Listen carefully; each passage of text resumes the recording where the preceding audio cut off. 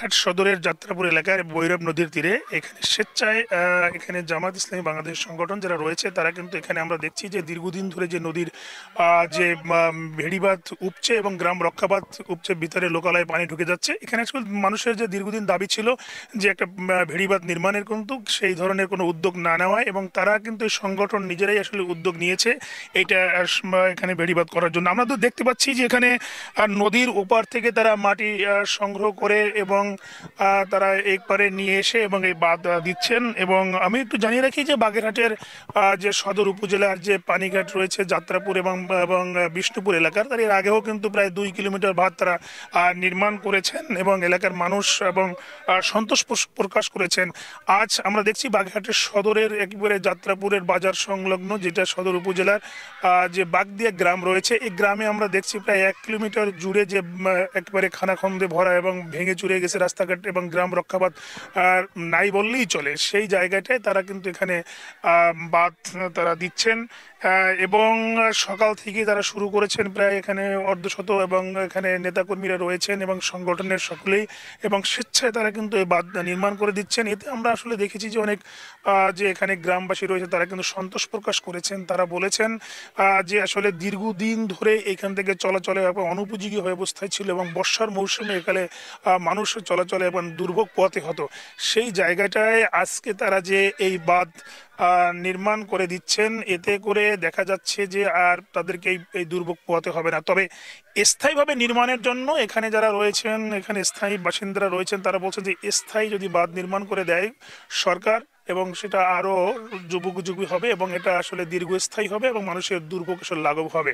তবে এখানে যারা নেতাকর্মীরা রয়েছেন আসলে আমরা দেখতে পাচ্ছি যে এই মুহূর্তে একেবারে নদীর ওপার থেকে এপারে যে নিয়ে আসা হচ্ছে এই মাটি কেটে, তারপরে তারা কিন্তু দিচ্ছেন। অনেকটা আসলে কষ্টসাধ্য হলেও তারা কিন্তু এটা নিয়েছেন, সাংগঠনিকভাবে তারা প্রতিশ্রুতি ছিল এবং তারা সেই জায়গায় আসলে কাজ করছেন, এমনটাই কিন্তু আমরা জানতে পেরেছি।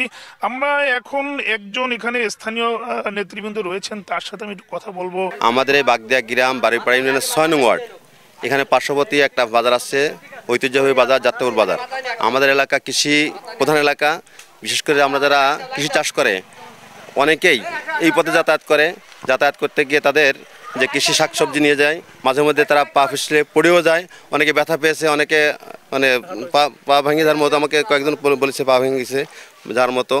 ওই পাশে ওখানে মোটরসাইকেল নিয়ে মাঝে মধ্যে মানুষ পড়া খায়, সাইকেল নিয়ে পড়ে যায়, বিভিন্ন সমস্যার কারণে আজকে আমরা এই উদ্যোগটা নিয়েছি।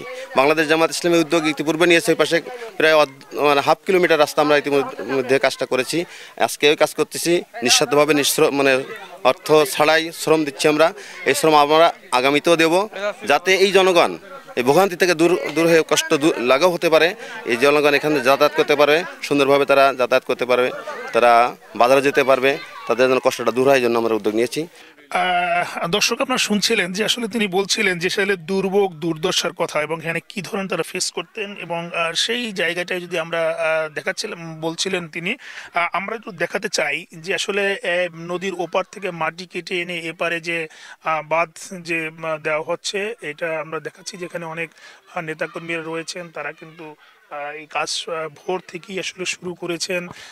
আমরা আসলে এখানে যারা রয়েছেন তাদেরকে শুনছিলাম যে আসলে দীর্ঘদিন ধরে আসলে এই গ্রামটা পানিতে নিমজ্জিত থাকতো এবং বর্ষার মৌসুম এবং জোয়ার ভাটার পানি উঠে যেত। এখানে ফসলি জমি রয়েছে এবং বিষমুক্ত এলাকা, ফসলি জমি যেটা শাকসবজি পাওয়া যায় যাত্রাপুর এলাকা, সেই এলাকার মানুষ আসলে নিজেরা আসলে দীর্ঘদিন দাবি করে আসছিলেন পানি উন্নয়ন বোর্ড এবং সংশ্লিষ্ট যারা রয়েছে প্রশাসনের কাছে, তারা কিন্তু সেভাবে আসলে এগিয়ে আসেনি। আজ এখানে কিন্তু স্বেচ্ছায় তারা কিন্তু এসেছেন এবং তারা কিন্তু কাজ শুরু করেছেন। তবে এতে করে দেখা যাবে যে শুষ্ক মৌসুমে বাঁধটা দেওয়ার কারণে কিন্তু হয়তো 2-1 বছর ভালো থাকতেও পারে এরকম দাবি করছেন, কিন্তু যদি স্থায়ীভাবে বাঁধ নির্মাণের তারা কিন্তু দাবি জানিয়েছেন। দেখতে পাচ্ছেন যে আসলে কাজ চলমান রয়েছে, প্রায় 600 থেকে 700 মিটার তারা আজকে কাজ করবেন এবং এই বাঁধ তারা দিচ্ছেন। হ্যাঁ বলেন, ভালো কাজের প্রশংসা করতে হবে এবং ভালো কাজ হলেই সবাই মানুষ দোয়া করবে। হ্যাঁ, আমরা এই জন্য উপকৃত এবং আপনাদেরও দোয়া করি। এর সাথে যারা জড়িত আছে, আমরা দীর্ঘদিন ধরে কষ্টভোগ করছি। আমি সেদিন এখানে প্রচণ্ড ব্যথা পাইছি, অস্বাভাবিক ব্যথা পাইছিলাম এবং আমি কয়েকদিন অসুস্থ ছিলাম। এখন যে অবস্থা দেখতেছি আমরা মোটামুটি ইনশাল্লাহ ভালো। আমরা চাই সার্বিকভাবে এর উন্নতি হোক, এর সাথে যারা জড়িত আছে তারা যেন পরকালও এর নেকি ভোগ করতে পারে, সে আমরা আশা করি। বাগেরহাট সদর উপজেলা কর্তৃক আয়োজিত বাংলাদেশ জামাত ইসলামীর উদ্যোগে বারোইপাড়া ইউনিয়নে এই যে মাটির কাজ করতেছি, আমরা নিয়মিত বিষ্ণুপুর ইউনিয়নে করেছি, যাত্রাপুর ইউনিয়নে করেছি। এখন আমরা সম্পূর্ণ বাংলাদেশ জামাত ইসলামী নিজ উদ্যোগে নিজেদের টাকা শ্রম খরচ করে আজকে এই জনগণের সহায়তার জন্য আমরা করতেছি। শুধুমাত্র আল্লাহর নৈকট্য এবং মানুষের ভালোবাসা, মানুষের উপকার, এটাই। ধন্যবাদ আপনাদের। আমাদের এইখানে পানি ওঠার কারণে ভিতরে গাছপালাও নষ্ট, বাগান ফসলাদি সব কিছুই নষ্ট হয়ে যাচ্ছে।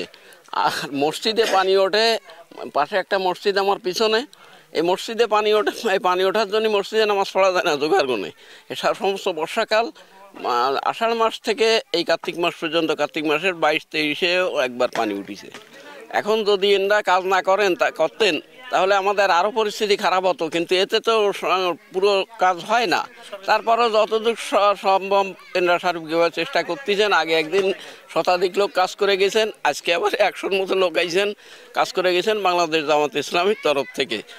এনাদের খরচে স্বেচ্ছাশ্রমে আমরা চাই এখানে রাস্তাটা একটু কমপ্লিটভাবে যদি ঠিক মতো হয়ে যেত আগের মতো, সেইটা সবচেয়ে ভালো হতো। নদী ভাঙ্গনের এইটাই হয়ে গেছে। আর আমরা যদি এখন দেখাই, দর্শক দেখতে পাচ্ছেন যে নৌকায় করে ওপার থেকে এপারে যে মাটি এনে তারা কিন্তু বাঁধ এখানে নির্মাণ করছেন, এবং এখানে প্রায় 1 কিলোমিটার জুড়েই কিন্তু এই বাঁধ নির্মাণের কাজ শুরু হয়েছে।